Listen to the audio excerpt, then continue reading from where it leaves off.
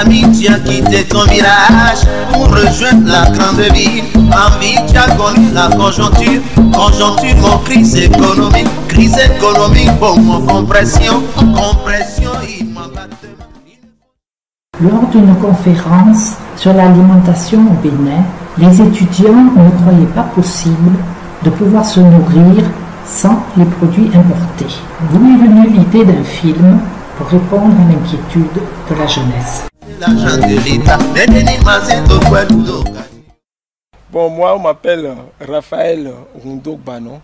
Je suis fermier basé à Toribosito, une commune dans le département de l'Atlantique, au sud du Bénin. Bon, moi, c'est Noël Komla Onanga. Je suis agronome et aussi président d'une ONG, Initiative pour le développement durable, et aussi le représentant de Slow Food au niveau du Sud Bénin. Slow Food qui est une fondation internationale italienne qui est dans tout ce qui est l'agriculture, l'agroécologie, et manger sainement et tout ça. Ah ok, je suis aussi au ministère de l'Agriculture. Et je suis au niveau de la direction départementale de l'agriculture, de l'élevage, de la pêche, de l'Atlantique qui est le département du Sud Bénin. Et je suis contrôleur des végétaux et produits végétaux. Donc tous mes parents sont agriculteurs. Et puis moi-même, finalement, je suis devenu encore agriculteur aujourd'hui.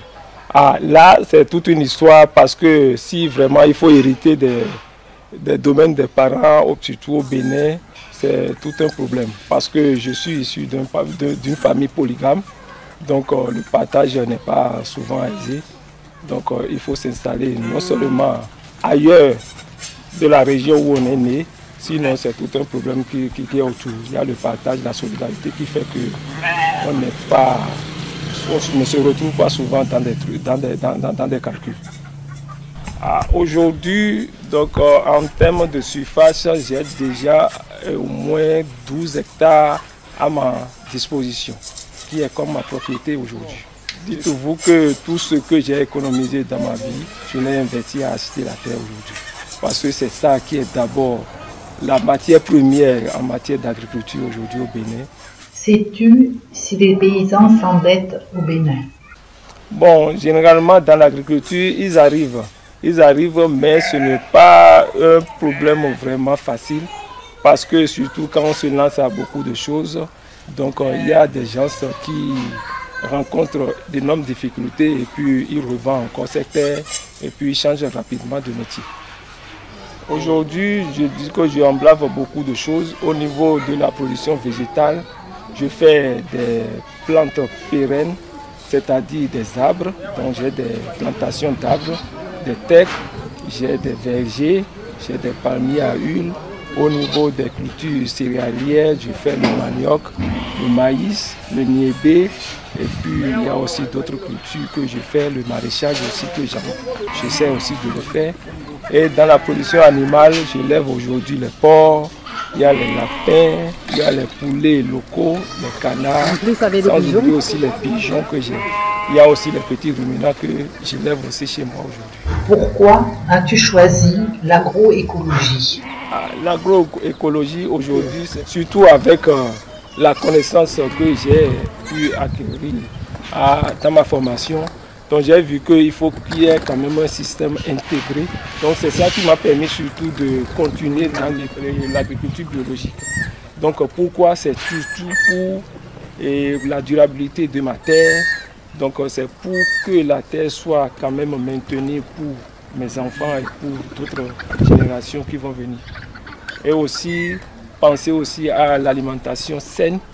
Donc c'est-à-dire l'alimentation qui va quand même qui va faciliter notre santé, notre durée de vie. Bon, l'agroécologie aujourd'hui en Afrique, comment faire pour maintenir l'écosystème, c'est comment faire pour maintenir l'environnement tel que nous l'avons vu pour que d'autres générations puissent en profiter.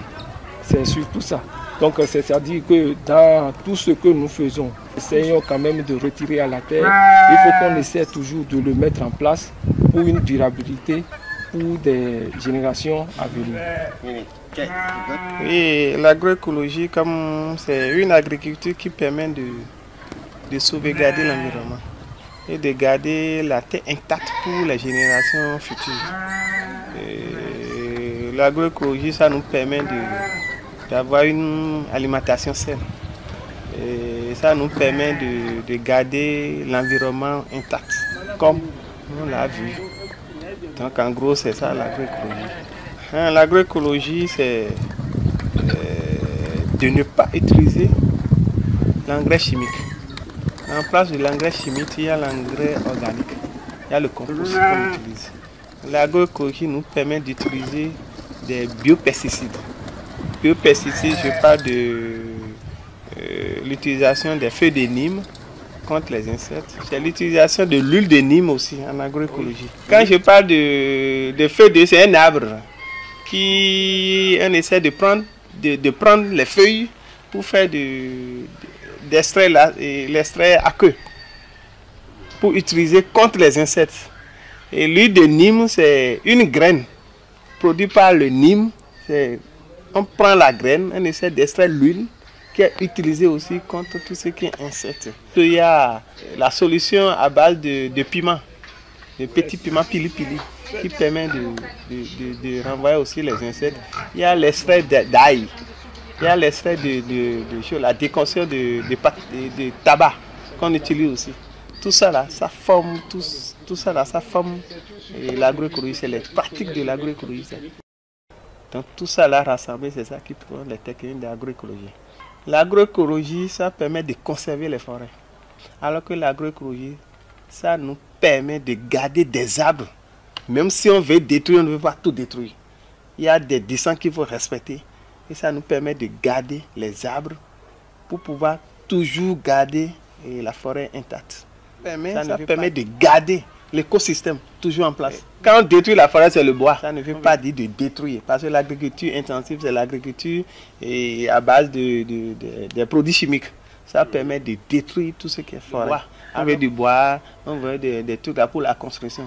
Mais à force de détruire les forêts, à cause de l'agriculture intensive, on n'a plus de bois après. Et les feuilles des arbres, tout ça là, ça permet de se régénérer dans le sol et de garder le sol toujours, la terre toujours intacte. Il y a une différence entre l'agriculture biologique et l'agroécologie. Explique. Oui. L'agroécologie, comme je l'ai dit, ça utilise, c'est une technique pour pouvoir garder toujours l'écologie en place, pour ne pas avoir de destruction. Mais l'agriculture biologique, les gens disent qu'on peut utiliser tout ce qui est semences. L'agroécologie, c'est différent. C'est de toujours garder l'environnement intact, de ne pas détruire l'environnement. Non, mais il ne faut pas détruire la terre. Les tracteurs détruisent. Oui, c'est ça. L'agroécologie, c'est de garder la terre intacte. Alors que les tracteurs détruisent la terre. Ce n'est pas bon. Ce n'est pas accepté.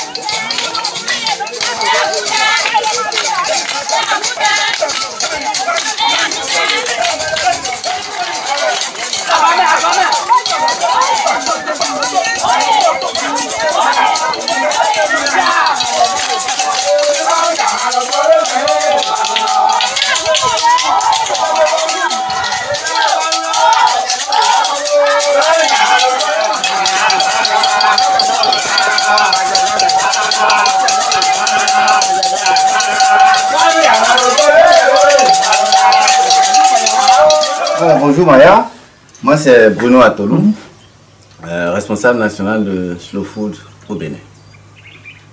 Voilà. Ici nous sommes dans ma ferme agroécologique dans la commune de Savalou, 20 km de Savalou, mais à 15 km de Tchéti qui est un arrondissement de Savalou, un arrondissement frontalier de Savalou, frontalier avec le Togo bien entendu. Donc, ce que on voulait savoir, enfin surtout les étudiants là que j'ai rencontrés, voulaient savoir, est-ce que l'agriculture paysanne et l'agroécologie peut nourrir la population du Bénin sans tous les produits importés qu'il y a dans les magasins, les supermarchés et tout ça, produits souvent chimiques. Alors, au lieu de parler en termes d'agriculture paysanne ou agriculture l'agroécologique, c'est bien entendu, on est d'accord, c'est très bien, c'est des thèmes très proches. Je préfère parler en termes d'agriculture traditionnelle. Pour moi, l'agriculture traditionnelle, comme nos parents le faisaient anciennement, avant la rencontre avec le colon, les Blancs, le mot, peut encore nourrir les Béninois.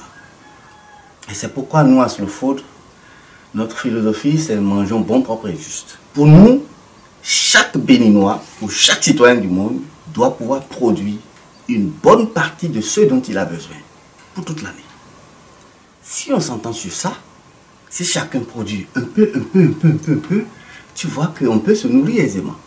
Ici, dans ma ferme agricole, il y a une dizaine de personnes qui vivent ici, qui mangent ici, qui font tout avec moi ici. Mais je n'achète rien quasiment de l'extérieur. J'ai un petit périmètre où je produis du riz, chez moi ici. J'ai une grande superficie où je produis céréales, du maïs, du mil. J'ai une grande superficie où je produis du manioc. Et après, je transforme en gari ou en tapioca. J'ai aussi une grande superficie où je produis de l'igname, donc des tubercules d'igname. Ça me permet de vivre toute l'année avec tout ce dont je vous parle.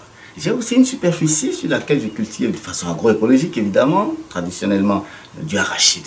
Ça me permet d'avoir du arachide pour faire des galettes et donc avoir également de l'huile. J'ai oublié de mentionner que j'ai un grand élevage qui me permet de produire de la viande, pour moi et pour les autres également.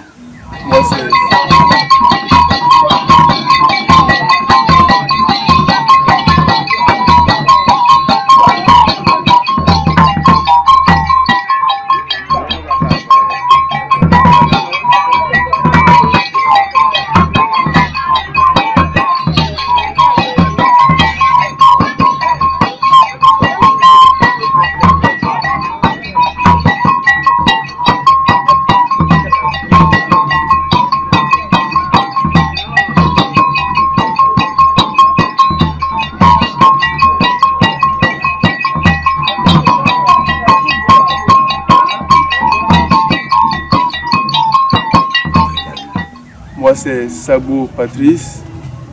Je suis membre du réseau national pour la gestion du patrimoine génétique et génétique.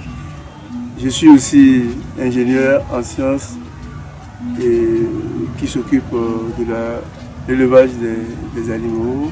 Je suis un acteur de la société civile engagé dans les problèmes de l'environnement. Voilà. Et tu fais partie de Jutico? Je fais partie du Djiloukoun, qui est un réseau pour la gestion durable des ressources génétiques au Bénin. Et que veut dire Djiloukoun? Djiloukoun, en langue locale fongbe, au Bénin, ça veut dire semence. Et nous l'avons choisi comme emblème pour sympathiser avec le monde paysan, pour leur montrer que leur lutte est notre lutte. Leurs préoccupations sont les nôtres et nous sommes condamnés à rester ensemble pour régler les problèmes de souveraineté alimentaire et de la sécurité alimentaire, les problèmes des terres, la gestion des semences, etc. etc. Est-ce que l'agriculture traditionnelle peut nourrir le Bénin sans les produits importés? Le Bénin, comme l'ensemble des pays africains, est capable de nourrir ses populations avec l'agriculture agroécologique. Pourquoi? L'agroécologie n'est pas une notion nouvelle. Elle existait depuis. Pourquoi? Parce que les principes sont les mêmes que respectaient nos aïeux. Ça veut dire quoi? On produit sans pesticides chimiques, sans engrais chimiques et sans herbicides chimiques de synthèse. Les marchés sont des marchés de proximité. On produit d'abord pour la famille. Le premier réflexe, c'est de nourrir d'abord la famille. C'est d'assurer la sécurité alimentaire de la famille en produisant ce qu'on veut, où on veut, quand on veut et pour des besoins très clairs. Donc c'est ça. Ça veut dire que on a donné seulement le nom de l'agroécologie en français plus tard, après. Sinon, dans les pratiques, c'est ce qui se faisait tout à fait avant. Et les terres étaient des terres très très fertiles. Et ça continue encore aujourd'hui dans les zones rurales. C'est l'avènement de la production cotonnière qui a fait qu'on a commencé par utiliser les intrants chimiques de synthèse ici. Et les populations, au lieu de les utiliser exclusivement pour la production de cotonnière, commencent par les utiliser maintenant pour les cultures vivrières, à savoir le maïs, arachide, le haricot, avec les patates et autres. On a surpris même que dans les fruits, on retrouve les traces et même totalement des produits, des trucs de synthèse dans les nourritures. Et je dis, à Cotonou, il n'y a plus une assurance d'aller acheter des légumes qui n'est pas cultivé avec des intrants chimiques de synthèse. À Cotonou, c'est ça. Pourquoi? Les terres sont maudites. Il n'y a plus de terres riches. Il n'y a plus rien du tout. Et pour produire, on est obligé d'utiliser l'engrais chimique pour les renforcer. Mais en faisant ça, on pollue l'environnement, on empoisonne la santé et on dit qu'on est à la recherche de l'argent. C'est seulement ça. Et ça, c'est seulement dans les grandes villes.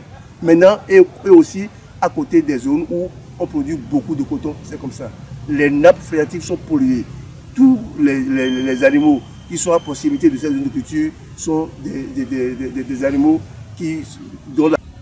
Oui. Comment vous faites ici pour conserver des semences bio, des semences paysannes? Je constate que vous mettez trop l'accent sur l'aspect bio. Il y a un système de conservation des semences conventionnelles au niveau étatique. Et ça, c'est l'Institut national de recherche agricole qui s'occupe de ça. On parle de semences de base, pré-base, tout ça, et on implique les paysans à la base pour produire ces semences-là avec une fiche technique donnée par l'Institut. Et c'est après qu'ils aient produit avec les intrants chimiques et les semences conventionnelles qu'on distribue après aux paysans. Ça, ce n'est pas du tout des semences bio. Par contre, ce qui est populaire, ce qui est reconnu chez le paysan à 80% dans le monde rural, c'est que le paysan produit pour 3 raisons. Il produit pour se nourrir, il produit pour amener une partie au marché pour satisfaire ses besoins financiers et il conserve le reste là pour la saison future. Et je pense que chaque paysan constitue une banque de semences. Et c'est ça qu'il faut encourager. Une catastrophe ne peut pas venir tuer tous les paysans du Bénin à la fois. Et ils se partagent les semences. S'il arrivait que lui-même qui a produit n'en a plus trouvé, il va chez l'autre là, il trouve. C'est une manière démocratique et plus facile, populaire, d'assurer la pérennité de la semence. Et lorsque vous conservez la semence d'une saison à une autre, pendant plusieurs saisons même, sans la semer, elle meurt. La semence perd ses caractéristiques. C'est pour cela que nos paysans, à chaque saison, essaient toujours de ressemer cette semence-là qu'ils ont conservée. Et ça permet de conserver à la semence toutes ces caractéristiques, toutes ces potentialités. Et à la saison prochaine, vous avez le rendement est très élevé. C'est ça, donc il n'y a pas érosion des caractéristiques de ces semences-là, dont la vie est compromise.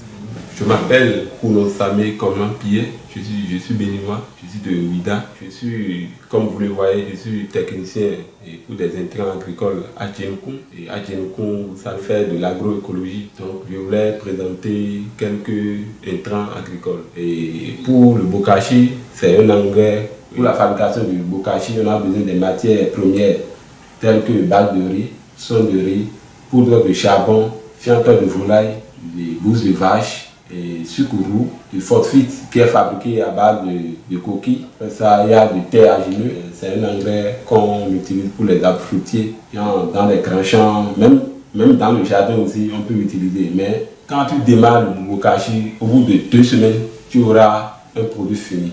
Mange. Lombricompost, pour avoir le produit fini, ça fait au moins 2 mois. Lombricompost, c'est un engrais organique qui est fabriqué à base de bouse de vache et des vers de terre qui remplace l'urée puisque c'est conseillé pour des feuilles, pour le jardinage à bout pointu qui sont adaptés à lombricompost. Les vers de terre, ce sont des vers de terre à bout pointu rouge, appelés Escherichia foetida.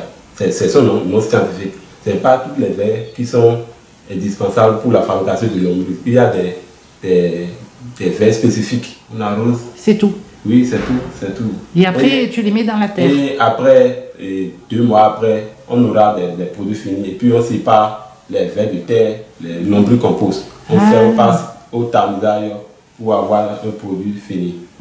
On ne sait pas pour faire le levage, pour faire la multiplication des vers à part, pour démarrer autre. Oui.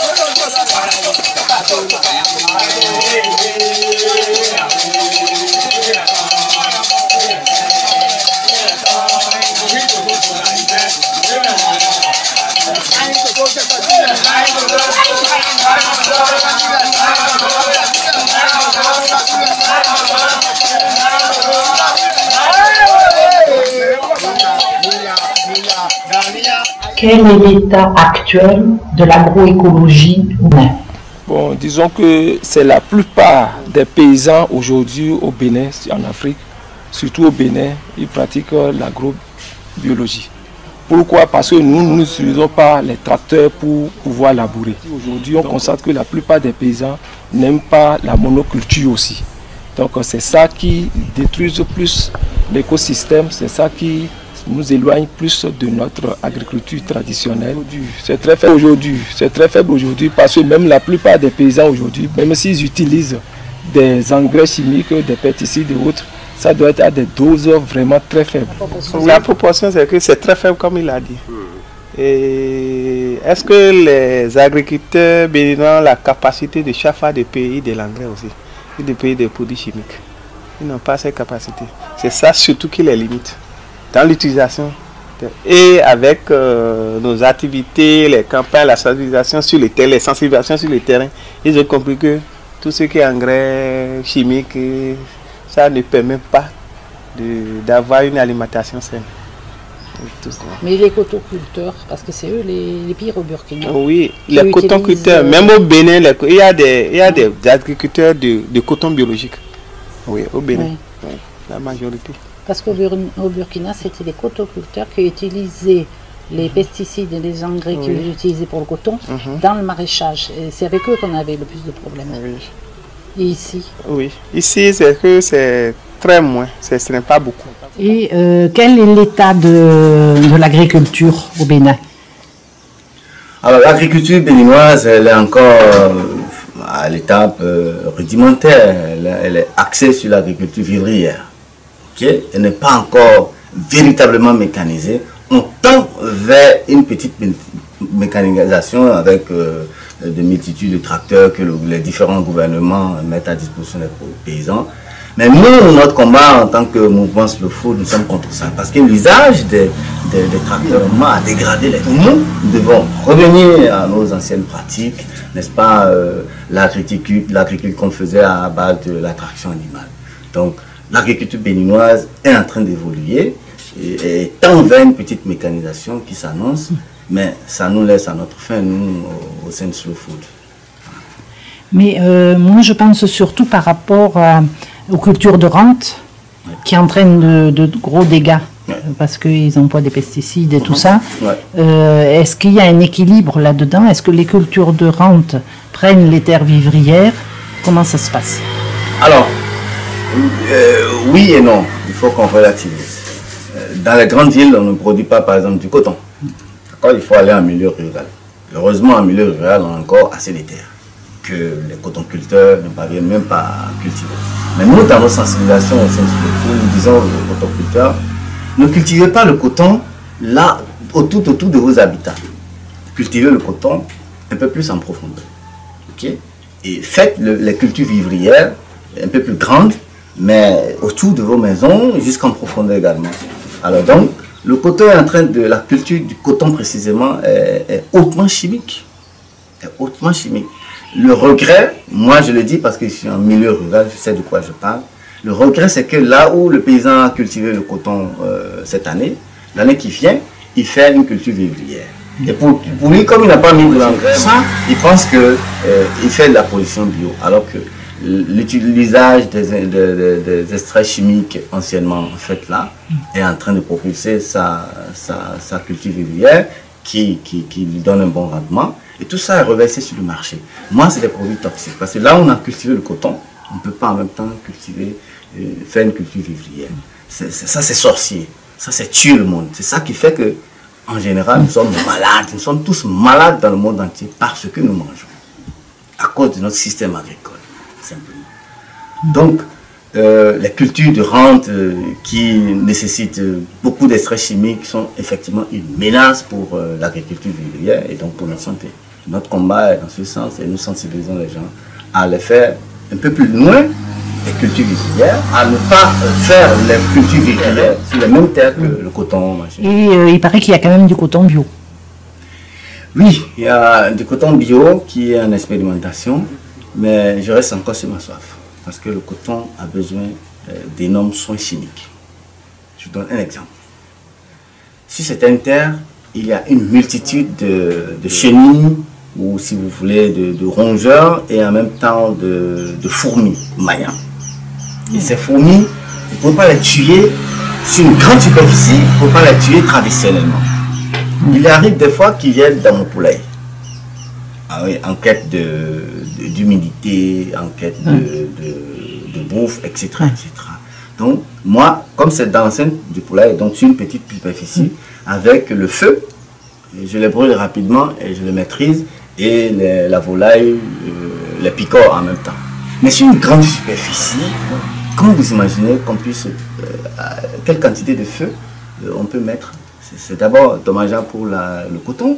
Donc, moi, le coton bio, moi, je reste sur ma soif. Pour moi, c'est quasiment impossible. Ne serait-ce que pour lutter contre les fourmis maillantes. Pour moi, c'est pas possible. Parce qu'il y a des terres qui regorgent de ces fourmis, des termitières, des termites, etc. etc. Ouais. C'est le cas, par exemple, de la zone.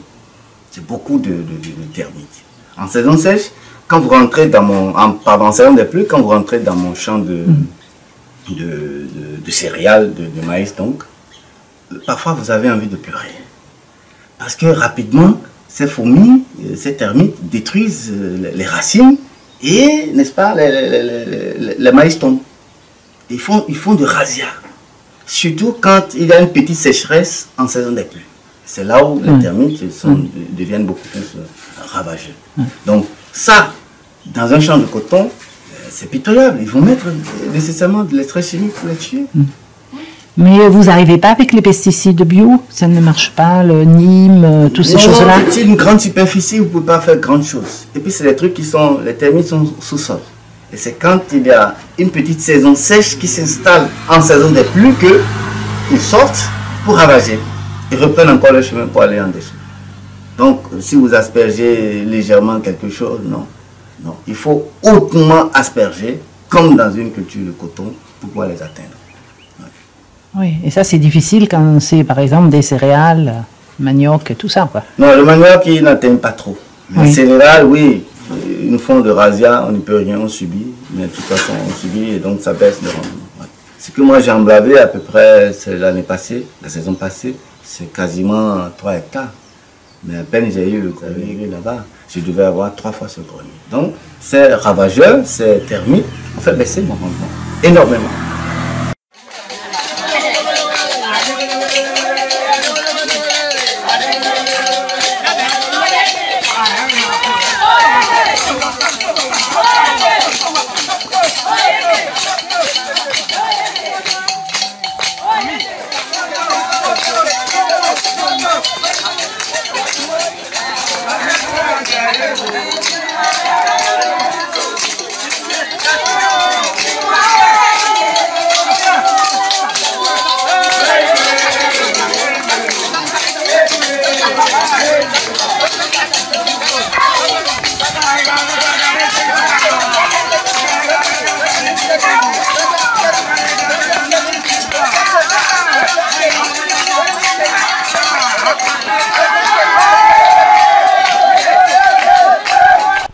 y a un changement climatique. Bon, un changement climatique, c'est surtout au niveau des pluies.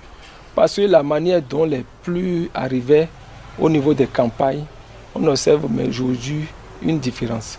C'est-à-dire que les pluies sont vraiment espacées, ce qui ne permet plus d'avoir des rentabilités au niveau des cultures aujourd'hui.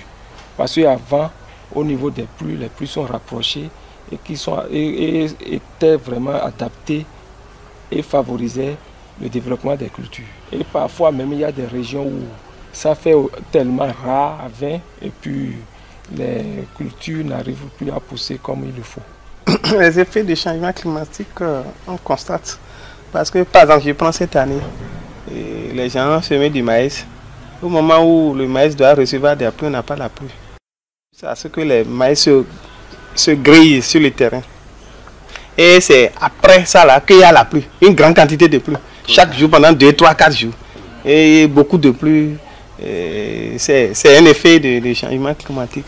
Et à part ça, il y a l'effet des ravageurs des insectes. L'effet de la pluie, bien de la chaleur sur les insectes. Au moment où la pluie doit tomber, on n'a pas la pluie. Ça permet le développement de beaucoup d'insectes. Donc il y a tout ça là qu'on met dans les effets climatiques. Il y a en tout cas, bon, on rencontre encore des insectes nouveaux aujourd'hui qui n'existaient pas selon les explications qui viennent encore détruire les produits encore aujourd'hui. Parce que tout ça là, c'est encore donné à la recherche aussi d'aller fouiller pour voir l'origine de ces insectes. Est-ce qu'on pourra dire que c'est l'utilisation des pesticides, mais c'est que moi j'ai une autre explication, c'est à force de ne pas utiliser des pesticides qui détruisent tout sur l'environnement, sur son passage, ça permet de la création d'autres insectes. D'autres générations d'insectes surgissent. Parce que, oui, c'est biologique. Parce que peut-être les insectes qui sont là, à un moment donné, commencent pas à se multiplier et nous envahissent. C'est possible, ça peut se passer. Dans la position générale au Bénin, le Bénin n'a jamais accepté les OGM. Donc ça veut dire que je dis qu'actuellement, il n'y a pas d'OGM au Bénin. L'OGM, une fois utilisé, n'est plus réutilisable. Tu es obligé d'aller encore acheter des semences. Alors que si dans l'agroécologie, nos graines paysannes sont toujours utilisées chaque fois, on ne dépend pas des firmes industrielles pour les OGM. Donc chaque fois, nos graines sont utilisées. Nous, on ne dépend plus pas de l'extérieur. Alors que l'OGM, c'est l'extérieur. Comment se résolvent les problèmes agricoles au Bénin? Moi, on m'appelle Thiago Thierry. Je suis un technicien agro-environnementaliste et je suis le chargé de communication à Synergie Paysanne, qui est le syndicat national des paysans du Bénin. Parlant de lutte contre les OGM, il faut dire qu'au Bénin ici, Synergie Paysanne est entrée dans cette lutte en 2000, pratiquement 2007. Et il faut rappeler que la lutte contre les OGM au Bénin est beaucoup plus menée par Djibouti, qui est l'organisation de la société civile qui a le lead sur cette question, parce que Djibouti a été la première organisation qui a commencé par tirer sur la sonnette d'alarme contre les OGM, a commencé par sensibiliser les communautés paysannes sur les conséquences non dites, les effets néfastes qui ne sont pas dévoilés par le gouvernement dans le temps qui faisait la promotion des OGM, qui voulait amener le Bénin sur le chemin des OGM. Donc, justement, je crois que vous avez eu des problèmes avec les OGM. Les problèmes des OGM sont des problèmes mondiaux. Et en Afrique, nous en avons connu aussi.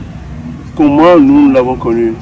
Nous avons été invités un jour par des experts de la Banque mondiale pour venir les écouter sur un projet. Arrivés là-bas, ils nous ont montré un papier totalement rédigé en anglais et ils disent que c'est un projet qui va introduire le coton génétiquement modifié au Bénin et que ce coton va régler les problèmes de la famine en Afrique. Lorsque nous avons pris le document, nous avons constaté que c'est en anglais, alors que nous sommes dans des pays francophones.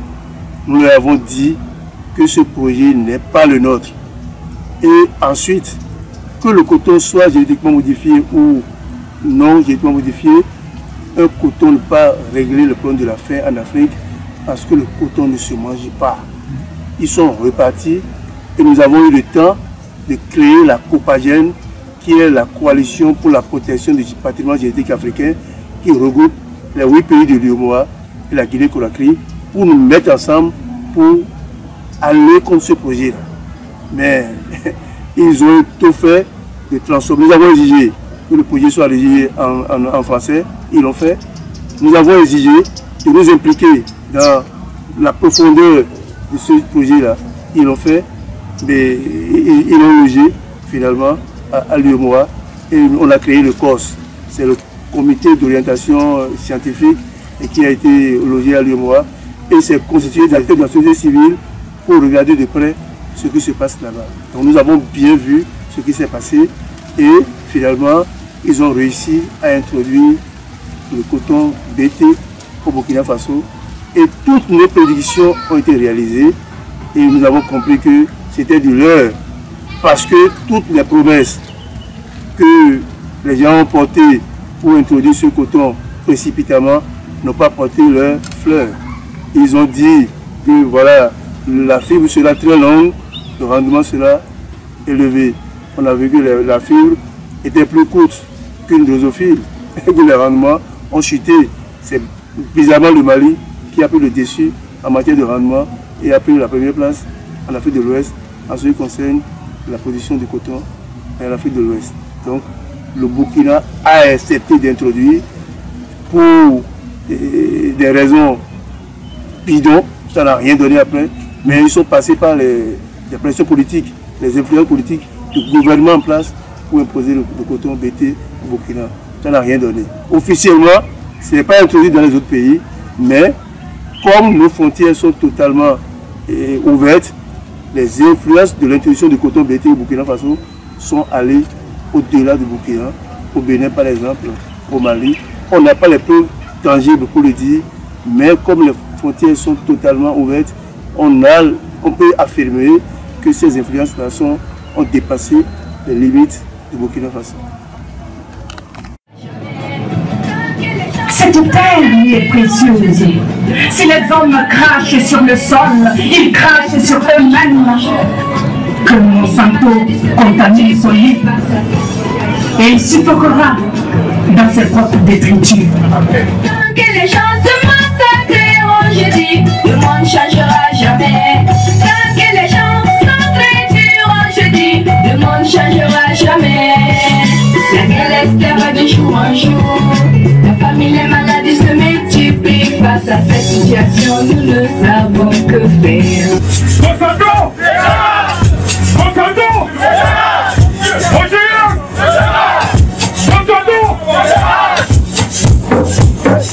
Adopter les OGM, c'est signer la fin de l'agriculture paysanne souveraine, respectueuse de la diversité biologique et des droits humains. Et si l'on allait au-delà de la marche, au dire des manifestants, plus rien ne sera comme avant. Monsanto, tu nous emmerdes! Tu nous pompes l'oxygène! Monsanto, t'es pas humain! Comment ils ont touché aux gènes avec les OGM? Histoire des moutons et des filières américaines, des trucs cancérigènes, des agents pathogènes. Y'a pas de limite à l'imbécilité humaine. Ils ont touché aux gènes avec les OGM, histoire des moutons et des filières européennes. Ils font de l'industriel et nous pompent l'oxygène. Y'a pas de limite à l'imbécilité humaine. Donc tout ça me met en confiance et me permet bien sûr de dire que l'agriculture traditionnelle, l'agroécologie, l'agriculture paysanne peuvent ensemble, n'est-ce pas, permettre aux Béninois de bien vivre. Voilà.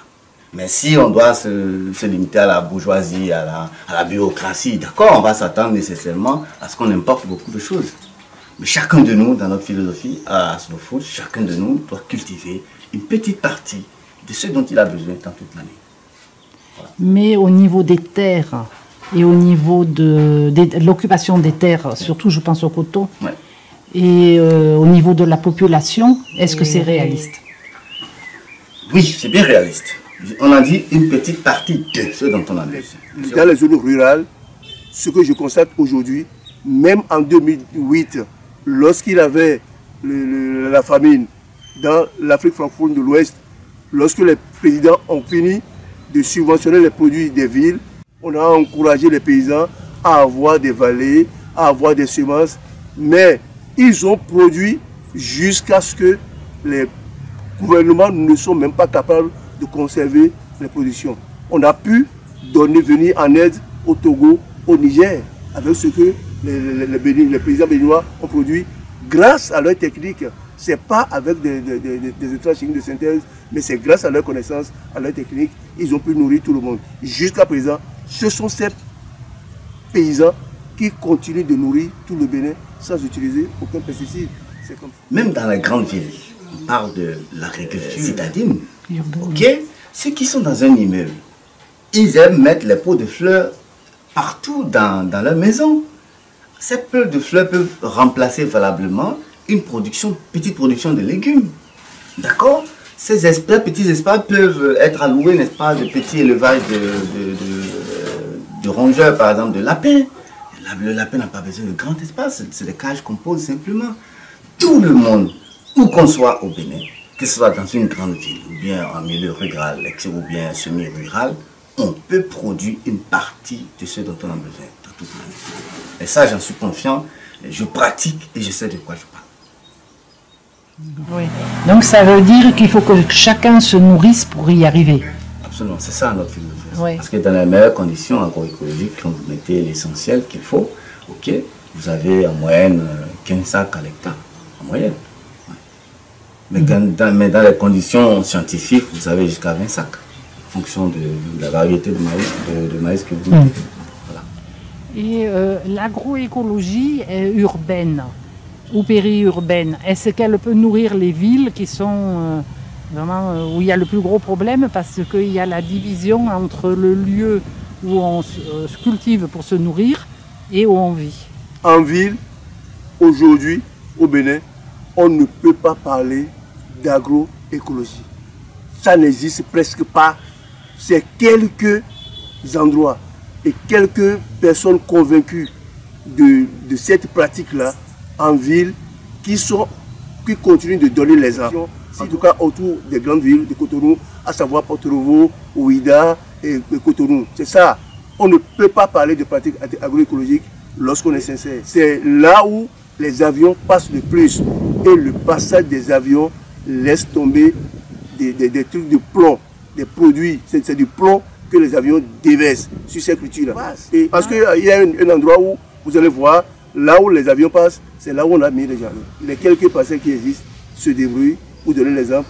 Et voilà, l'État même, à travers des projets d'État qui doivent consommer beaucoup d'intrants chimiques de synthèse, encourage ces paysans-là et leur donne presque gratuitement ces produits-là, pour soi-disant qu'on veut avoir de la production, beaucoup de rendement, ainsi de suite. Mais on ne pense plus à la santé, on ne pense plus à la terre, on ne pense plus à l'environnement. C'est une politique d'État et c'est comme ça. S'il y a une baisse de rendement, je veux dire avec l'agroécologie, il faut que vraiment chacun s'y mette. Et c'est ça, chacun de nous doit pouvoir produire une petite partie ou une partie simplement de ce dont il a besoin pour toute l'année. Il y a de l'espace au Bénin, il y a de l'espace. Au lieu de laisser les terres, n'est-ce pas, que les multinationales achètent toutes nos terres et les mettent en jachère pour X ou Y raison politique, voilà, tendant à renforcer leur existence. Donc voilà, chacun de nous n'a qu'à acheter du terre et puis entreprendre une petite agriculture familiale, régulière, etc., etc.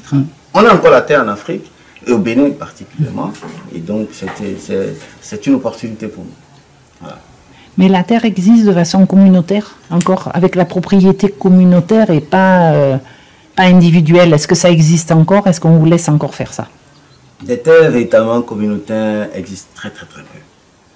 Ouais, très peu, parce qu'il y a des réserves normalement pour l'administration, donc pour le village. D'accord. Mais très tôt, les chefs de village, ou bien les maires, les chefs d'arrondissement, bradent ça, on ne sait pas pour quelle raison. Donc c'est des privés, des particuliers, des gens comme vous et moi, qui peuvent acheter des terres et mettre à disposition de groupements de femmes, etc. Voilà. Donc les terres communautaires, typiquement, n'existent plus. Mais si elles existent, c'est un particulier qui a mis au service, un privé qui a mis au service, n'est-ce pas, d'un groupement de femmes ou d'hommes pour exercer l'activité agricole. Oui, ils ont réussi à détruire la propriété ils ont réussi, communautaire. Absolument, ça c'est les multinationales qui ont fait ça. En appui, n'est-ce pas, dans leur influence sur nos autorités au plus local possible. Oui, au Burkina, il y a une lutte, je ne sais pas s'ils ont gagné là-dessus, pour avoir une propriété communautaire des terres. Je ne sais pas, le combat existe aussi à travers diverses associations également au Bénin. À Slofoud, nous parlons aussi des terres. Aussi, je pense à Synergie Paysanne, on parle de la défense des terres. À Djinoukoun, on parle. Donc, il y a beaucoup d'associations qui luttent dans ce sens pour la préservation, n'est-ce pas, des terres paysannes.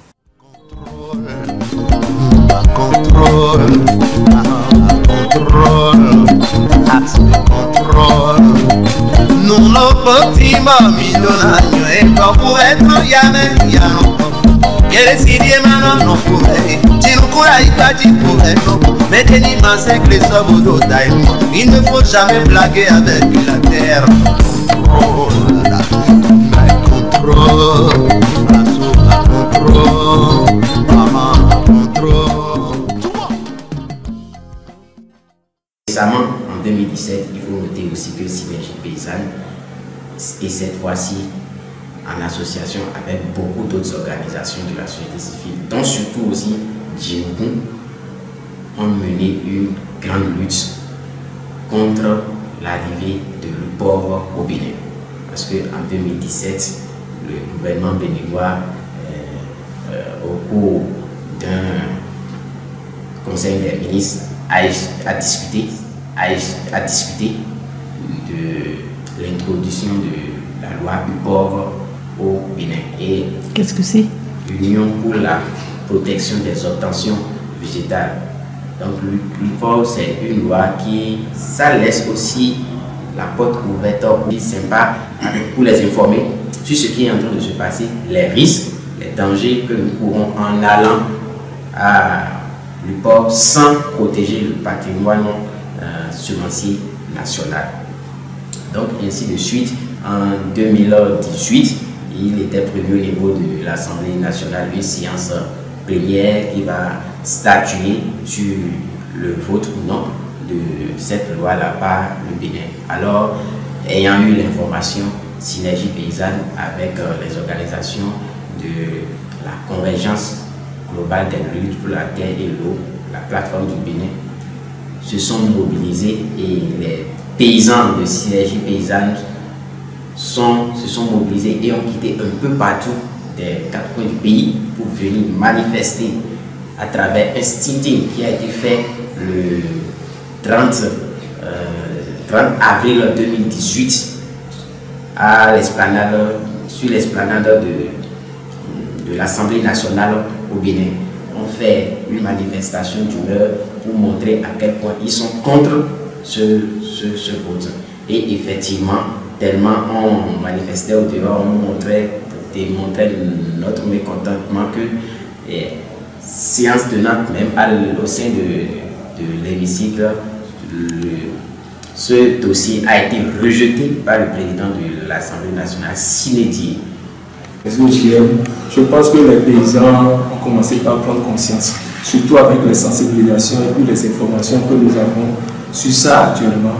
Je crois qu'on ne peut pas laisser surtout nos semences endogènes dans la main des multinationales.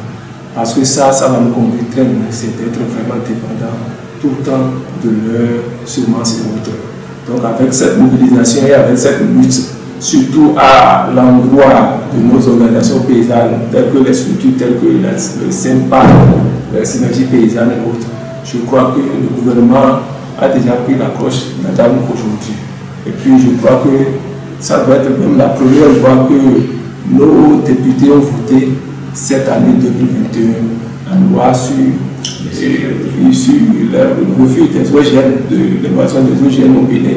Je crois que cette loi a été votée le 4 janvier passé. Donc ça me reste maintenant que, je ne ça reste maintenant à promulguer au niveau du gouvernement pour que l'application soit vraiment effective. Donc je crois que les paysans ne sont pas vraiment d'accord avec l'OGM parce qu'on ne peut pas s'en passer de nos semences aujourd'hui. Il ne faudrait pas que nous soyons vraiment dépendants de ces investisseurs, de ces multinationales pour s'en passer de notre santé. Parce que tout ce que ces semences engendrent aujourd'hui au niveau de la santé, je crois que le monde agricole béninois n'est pas prêt aujourd'hui à s'engager dedans. Alors, au niveau de l'accaparement des terres, comment ça se passe ici au Bénin? Au cours des années 2005-2006, que Synergie Paysanne a commencé par faire des études, d'abord au niveau national, pour voir un peu comment est-ce que le phénomène se manifeste. Et à cet effet, il y a eu une étude de l'accaparement des terres du phénomène à Djidja qui a relevé que le phénomène est vraiment criard ici au Bénin. Donc, on ne s'est pas levé comme ça pour commencer par taper du doigt. Et il faut dire que le phénomène est devenu très criard à un moment où le gouvernement d'alors s'était lancé dans la production des agrocarburants. Et c'était suite à la crise alimentaire de 2008. Donc on a constaté qu'il y avait... Oui. Donc il faut dire que ce phénomène a commencé par prendre véritablement de l'ampleur ici au Bénin, suite à l'intention, la volonté du gouvernement d'alors de promouvoir les agrocarburants. Cela avait amené beaucoup d'investisseurs étrangers. Il y avait les Prussiens, les Brésiliens, les agrocarburants à travers la promotion du jatropha. Or, le jatropha n'est pas une plante, n'est pas une fibre qu'on peut cultiver et consommer. Donc, c'est destiné pour la production industrielle. Donc, les études ont révélé que, bien vrai, l'accaparement des terres était en train d'être promu indirectement par le gouvernement en faveur des agrocarburants par les multinationales, mais au sein entre nous nationaux aussi, il y a ce phénomène parce qu'il y avait les plus nantis qui étaient pour la plupart soit des politiciens ou bien des opérateurs économiques qui ont les grands moyens d'achat, qui payaient de grandes superficies au niveau de nos différentes contrées et qui ne les exploitaient pas, qui les thésaurisaient et sans rien y faire. La communauté de Baouté dans le département du Plateau au Bénin, où c'est une communauté qui avait au départ mis près de 2000 hectares à disposition d'un député du Bénin, dont je ne vais pas citer le nom ici, pour exploitation. Et c'était dit entre la communauté et le député leur avait promis de développer la localité, les activités agricoles, dynamiser la localité pour que au moins les fils et filles de cette localité puissent travailler aussi sur l'exploitation, créer des exploitations agricoles pour que cela permette aux différents acteurs de cette localité de pouvoir véritablement s'émanciper, création d'emplois et beaucoup d'autres avantages. Effectivement, ça avait pris corps sur le député qui a pris les terres, près de 2000 hectares, a fait des investissements effectivement sur la superficie en question, mais finalement, pas de brouillage avec les autorités territoriales telles que les maires et autres. Alors, il s'est fait délivrer un titre foncier en son nom sur la localité et a fini par brandir ce titre foncier aux autochtones de cette localité, ce qui a conduit à une grande bagarre Et il y avait eu vraiment, il a même fait venir des mercenaires du Nigeria voisin pour les tabasser, et il y a eu vraiment des actes cruels qui s'étaient posés dans la localité. Ça avait entraîné des emprisonnements des acteurs, des autochtones, beaucoup d'autres actes très peu appréciables dans le temps. Et c'est alors qu'ils se sont rapprochés de Synergie Paysanne, parce qu'en ce temps, Synergie Paysanne était déjà sur le créneau au niveau national en train de dénoncer les différentes formes d'accaparement de terre dont le mouvement paysan avait déjà connaissance. Synergie Paysanne les a alors accompagnés dans un premier temps à mieux comprendre la situation et a commis spécialement un avocat pour eux qui suit encore jusqu'à l'étape où nous sommes le dossier. Et le député, entre-temps, après le renouvellement au niveau de l'Assemblée nationale, n'était plus reconduit, mais n'étant plus reconduit député, il y a aussi l'avènement du nouveau gouvernement qui est venu en 2016. Le dossier a connu une évolution notoire de 2016 à aujourd'hui, et c'est désormais au niveau de la CRIET, qui est la Cour de répression des infractions économiques et terroristes, et ça fait que c'est en de bonne voie aujourd'hui pour que la situation soit dénouée ici. Quelles sont les luttes paysannes communes dans la sous-région? Au niveau de la CEDEAO, étant donné, je prends par exemple le cas de l'accaparement des terres, au moment où cette lutte se faisait ici au Bénin, on a constaté que la tendance était pratiquement la même chose au niveau de la sous-région. Parce que, comme je l'avais dit tantôt, la ruée des multinationales vers le Bénin autour des années 2008-2009, c'était dû à la crise alimentaire de 2008. Ça a fait que les multinationales se sont ruées vers l'Afrique. Et la dynamique qu'il y avait déjà au Bénin contre l'accaparement des terres, cette dynamique-là, la même s'était observée au niveau des pays de la CEDEAO, surtout au niveau du Mali. Alors, s'inspirant de l'expérience du Bénin et aussi du Mali et de tout ce qui se passait dans la sous-région, il a été émergé pratiquement vers 2000, à partir de 2012 par là, où des réformes foncières ont commencé par être faites au niveau du Bénin, qui ont conduit actuellement à la loi que nous avons concernant le foncier au Bénin, qui est le code foncier et domanial du Bénin. Dans le même temps, ces actions aussi se faisaient au niveau des autres pays de l'espace ouest africain. Donc, étant donné que nous luttons tous ensemble pour la terre, au niveau national, pour l'eau, pour les ressources naturelles, pourquoi ne pas fédérer toutes ces luttes-là ensemble et les mener aussi au niveau ouest africain, histoire de rester dans la même dynamique? C'est cela qui a conduit maintenant à la mise en place de la convergence globale des luttes pour la terre, eau et semences.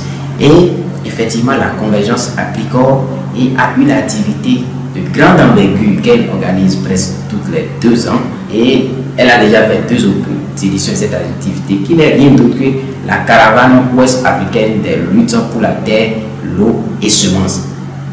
Même combat, même lutte. Et cette caravane-là est un mouvement ouest africain qui traverse un certain nombre de pays dans lesquels des luttes sont en cours, dans les des pays où des communautés sont victimes d'accaparement de terre, victimes d'accaparement de différentes ressources naturelles. Et la première édition de cette activité a eu lieu en 2016 et avait traversé les pays tels que le Mali, le Sénégal et aussi le Burkina. En 2018, cette même activité a eu lieu, mais cette fois-ci, ça avait pris par le Bénin, spécifiquement parce qu'au Bénin, nous avions 2 cas d'accaparement des terres. Et la caravane est venue soutenir les communautés qui sont victimes de ces cas d'accaparement des terres. Il s'agit du cas d'accaparement des terres de Bawété, qui est une localité située dans le département du Plateau, plus précisément dans la commune d'Adjaouéré, où ce cas d'accaparement a été relayé au sein de la convergence et spécifiquement pour soutenir cette la lutte de cette communauté, la caravane a été de passage au Bénin en 2018 et elle s'est rendue à Baoité. Il y avait près de 300 participants qui sont venus de tous les États membres des pays qui sont membres de la convergence, et devant tout ce nombre de participants, le préfet de la communauté a pris des engagements et pour pouvoir mener personnellement le plaidoyer là, auprès du président de la République pour que véritablement les communautés de Baoité puissent avoir désormais à leur possession ces superficies qui leur a été arrachées de façon frauduleuse par le député. Toujours en 2018, lorsque la caravane était de passage au Bénin, elle était aussi partie à Wome, une localité située au sud du Bénin, plus précisément dans la commune d'Abomey.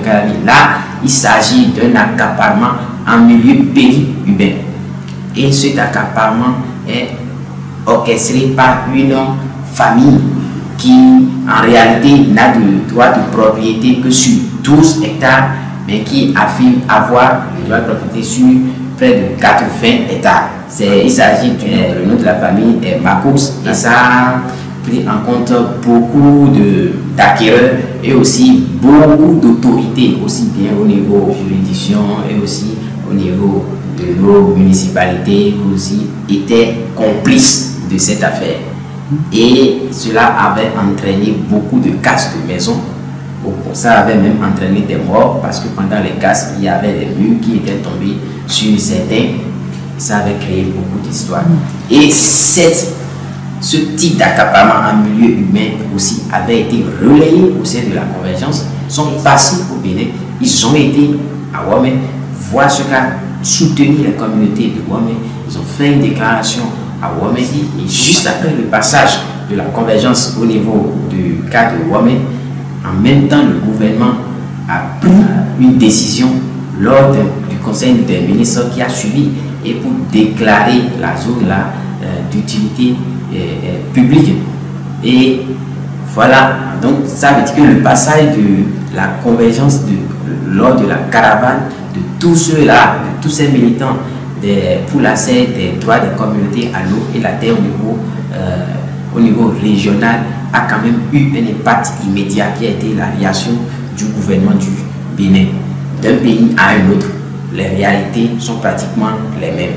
Et si au niveau d'un pays on combat une cause et qu'on a les résultats, alors que au niveau des pays voisins rien n'est fait, la cause, les luttes, ce qui est défendu au niveau du Bénin, ça peut facilement migrer encore au niveau d'un autre pays, alors qu'il faut aller dans un mouvement d'ensemble pour endiguer certains mal de façon commune et pour toujours. C'est vraiment très simple à mon niveau.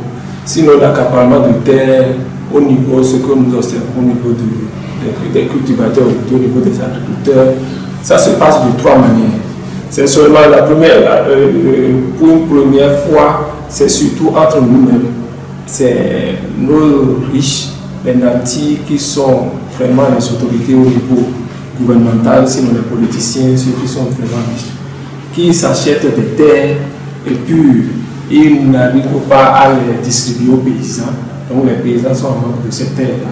Et puis il n'y a pas un contrat vraiment de bail ou bien de facilité pour que les paysans puissent exploiter ces terres-là. Donc c'est ce genre d'accaparement de terres que nous avons entre nous. Donc en deuxième lieu, c'est au niveau des multinationaux, c'est-à-dire des expatriés qui viennent entre-temps s'acheter des terres. Mais là, je crois qu'il y a déjà une solution qui est en train d'être trouvée au niveau du gouvernement, qui est en train de mettre fin pour que les expatriés ne viennent pas à s'accaparer des espaces assez considérables au niveau des paysans. Ça c'est observé surtout au niveau du sud, du centre Bénin, entre-temps. Mais je crois que là, le gouvernement est en train de mettre fin à ce niveau. Donc le troisième que nous constatons, ça c'est au niveau du gouvernement même. Ça c'est l'expropriation de terre. Donc ça se concentre aujourd'hui au niveau dans la zone de Tongi, Anata, U, Z. qu'il y a l'expropriation de terre par le gouvernement. Ça, c'est sans préavis. Normalement, il doit y avoir des informations qui devaient être données, des communications qui devaient être faites au préalable vis-à-vis des paysans pour que ces paysans-là puissent se préparer pour quand même accueillir cette expropriation dont l'État, le gouvernement en a besoin pour d'autres utilités publiques. Donc là, nous voulons dire, en tout cas, il y a des mesures, surtout les luttes que la synergie paysanne est en train de mener aujourd'hui. Je crois que c'est une lutte commune et il va falloir il faut qu'il y ait des communications à l'endroit des paysans, à l'endroit aussi du gouvernement, pour qu'il y ait quand même des préavis ou bien des informations pour qu'il y ait des facilités de distribution de ces terres aux paysans, pour que les cultures soient vraiment une bonne chose, pour que ça puisse quand même donner un impact de développement au niveau des paysans aujourd'hui.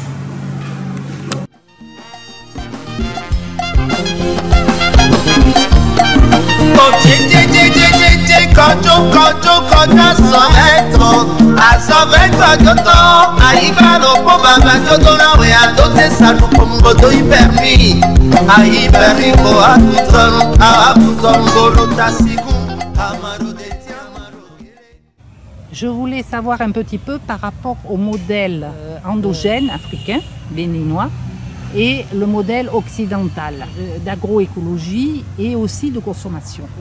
Moi, je pense que tout est lié. Promouvoir l'agroécologie, c'est encourager le développement des marchés de proximité. En faisant ça, on élimine beaucoup d'intermédiaires qui ne permettent pas aux paysans de profiter de ces efforts. Et là, on est obligé d'encourager les artisans à entrer dans ce niveau local pour produire des instruments locaux de transformation qui sont utilisés par les femmes, qui sont utilisés également par des hommes. Et la transformation se fait au niveau local et le paysan profite directement. Vous n'encouragez pas le développement de l'artisanat local, semi-industriel. Voilà, et vous envoyez tout dans les grandes industries. Mais le produit subit beaucoup de transformations en utilisant des énergies fossiles, soit au niveau de ces industries-là, soit en les faisant très dangereux. Et il faut le savoir. Là, on a besoin de sensibiliser la couche juvénile, qu'une fois quittés les campagnes pour venir à vivre, ils sont corrompus. C'est-à-dire que leur habitude alimentaire est extravertie. Ils ne mangent que les shawarma, les spaghettis, ceci et cela. Alors que l'aliment de base, au niveau de toute l'Afrique, on connaît. C'est le maïs. On sait ça. On sait que c'est le haricot. On sait que c'est les fruits qui existent partout. À chaque saison, il y en a. Donc, si tu fais ça et tu ne consommes pas ce que produit le paysan au niveau local, tu appauvris le paysan. Tu détruis la structure économique locale. Et si on est toujours abonné aux importations, l'économie nationale aussi est appauvrie et tu vas toujours créer famine. Je pense que lorsque les gens disent consommons local, ce n'est pas seulement un slogan, c'est un comportement, c'est une attitude. Et dès le bas âge, nous devons commencer par passer le message.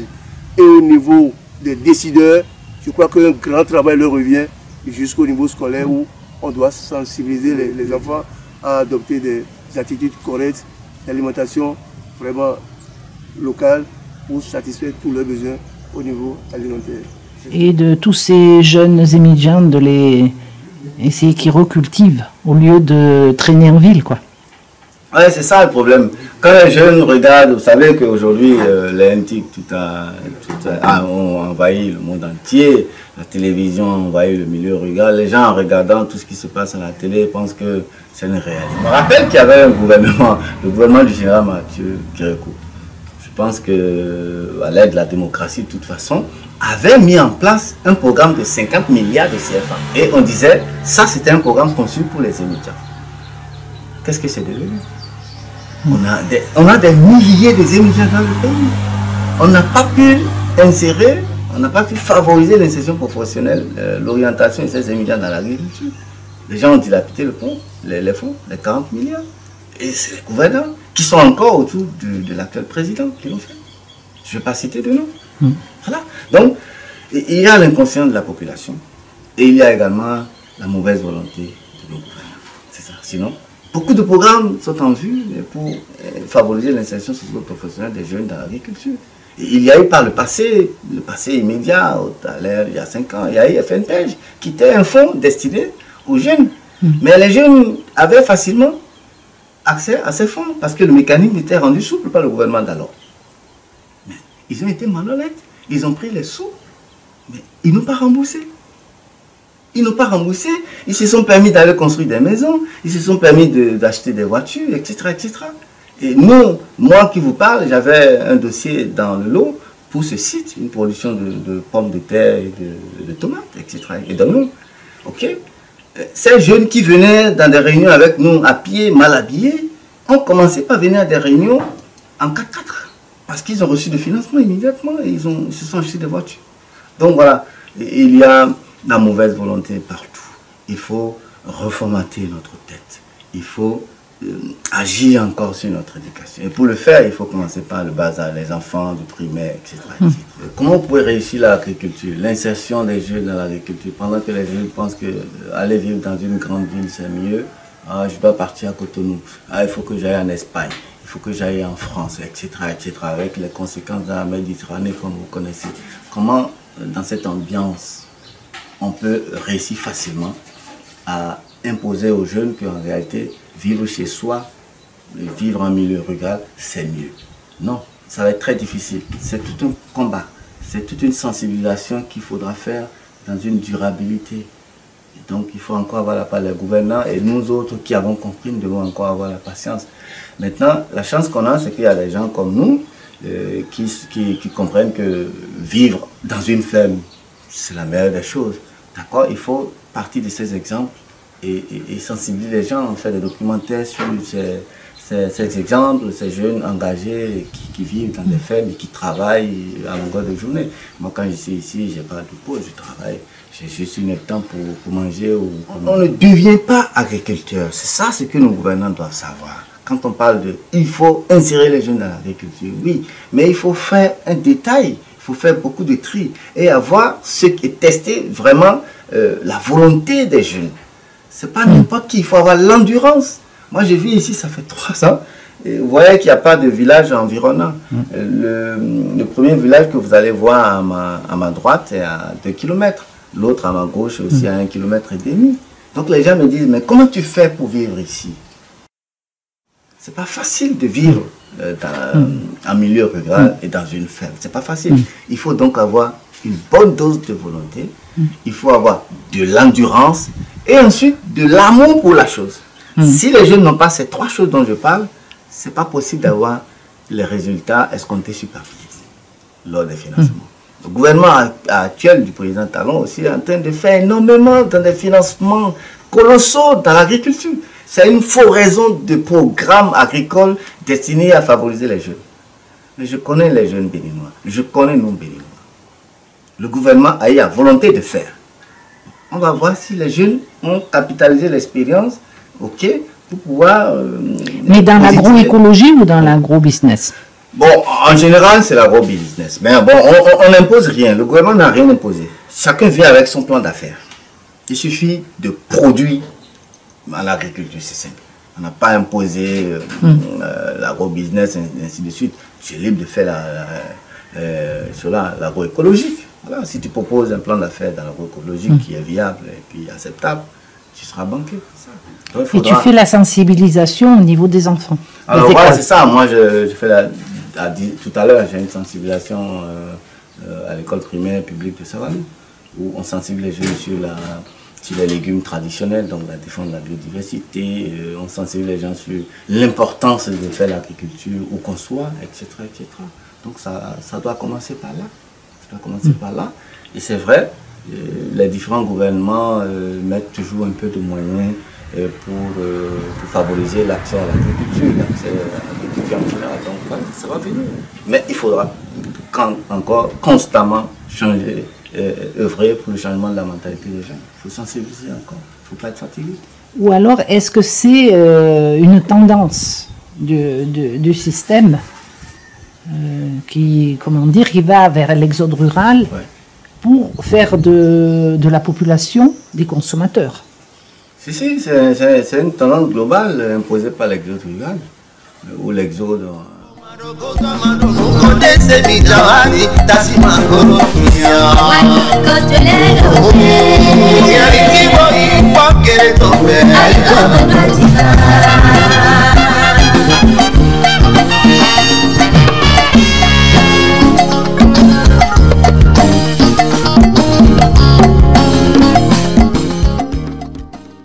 En les faisant voyager, et vous contribuez ainsi au réchauffement climatique. Parce que pour voyager 6000 km avant de les vendre, vous encouragez la destruction de l'environnement, vous entendez l'utilisation massive. Et là, vous participez, vous êtes un acteur de la destruction de la planète. Donc la planète n'est pas aussi extensive pour que vous continuiez à produire inlassablement. Ici, vraiment, beaucoup de moyens, beaucoup d'énergie fossile et faire voyager les produits sur 6000 km avec des réfrigérateurs, des chambres froides, des ceci, des cela. Donc ça n'est pas à encourager, ce n'est pas le modèle agroécologique. Pour éviter tout ça, il faut encourager des petites industries au niveau local et je pense que le paysan à ce niveau gagne plus sa vie. Les consommateurs, pour avoir utilisé les instruments aussi, gagnent un peu plus et le consommateur aussi à son compte. Il convient vraiment à l'agroécologie. Une question de modèle, c'est-à-dire qu'en Afrique a été inculqué le modèle colonial, le modèle occidental, et au détriment de la culture, du modèle ancestral. Je suis entièrement d'accord avec toi. Mais tout ça, tout ce que vous formulez dans votre critique est renforcé par les MTIC, le développement des médias. Oui, la question disons, d'exode n'est pas seulement liée à l'Afrique. Et on sait qu'à un moment donné, l'immigration aussi était de l'Europe vers l'Amérique, etc., etc. Les Italiens partaient en Amérique, ou peut-être les Espagnols, etc., etc., les Portugais, ainsi de suite. Donc voilà, l'Afrique est en train de vivre de plein fouet ce que l'Europe a vécu des siècles passés. C'est le système. Oui, c'est un système. Voilà. Est-ce que nous, en Europe, on est pour la décroissance? Je pense que tu dois savoir ce que c'est. C'est pour revenir en arrière. Et est-ce que, pour sauver la planète, est-ce qu'ici, ça peut s'appliquer? Oui, heureusement que nous ne sommes pas encore allés très loin. Donc reculer facilement à nos anciennes pratiques, à notre tradition, c'est facile pour nous. Pour vous, vous êtes allé très loin. Trop loin. Pour reculer à vos pratiques nationales qui accompagnent la chose, ça va être très facile pour vous. Pour nous, ça va être très aisé. Parce que nous ne sommes même pas encore allés très loin dans notre développement, dans notre plan. Il y en a qui disent que si on oblige l'Afrique, l'Amérique latine, l'Asie à la décroissance, ça veut dire qu'eux, ils n'auront pas le droit au même développement technique et tout ça. Si je retourne à mes anciennes pratiques, cela ne veut pas nécessairement dire que j'abandonne les NTIC. Non, au contraire, les NTIC et les médias vont nous servir à faire autre chose. C'est tout, à faire autre chose, à renforcer notre tradition, à rebâtir notre tradition. On ne va pas repartir complètement dans l'ancienne tradition. Mais il faut façonner légèrement l'ancienne tradition pour l'adapter à l'ère du développement. Voilà, c'est ça. On ne peut pas vivre sans les médias, sans X ou Y. Donc, tout ça, toutes ces valeurs culturelles évidemment, vont servir, n'est-ce pas, à rebâtir la tradition, etc., etc. Voilà. Donc, vous voyez, par exemple, nous, on a fait des recherches pour dénicher des plantes traditionnelles, des légumes traditionnels qui sont plus consommés, donc qui sont en danger de disparition. Donc il nous a fallu aussi les NTIC pour pouvoir contacter les gens, pour pouvoir ainsi de suite. Il nous a fallu avoir des motos, des voitures pour pouvoir aller dans les contrées, etc., etc. Donc toutes ces choses dont je parle, les NTIC, le moyen de déplacement moderne, etc., etc., viennent renforcer notre addition, notre amour pour la tradition. Voilà. Donc on ne peut pas... C'est conciliable. C'est conciliable, voilà. Il faut marier les choses, voilà, c'est ça. Voilà. Bon, c'est parce que c'est important pour la planète. Absolument. Arriver à... Merci. Merci.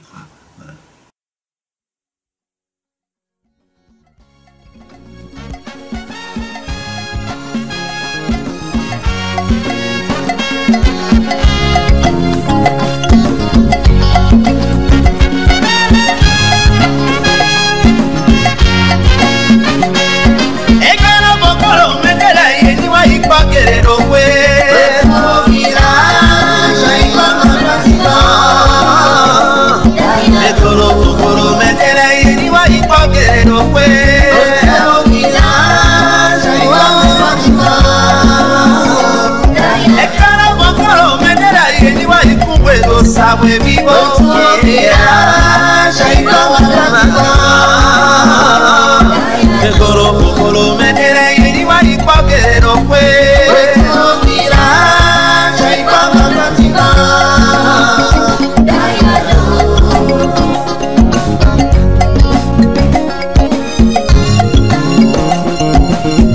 Retour au village n'est pas une faiblesse, quand ça va pas, retourner à la source.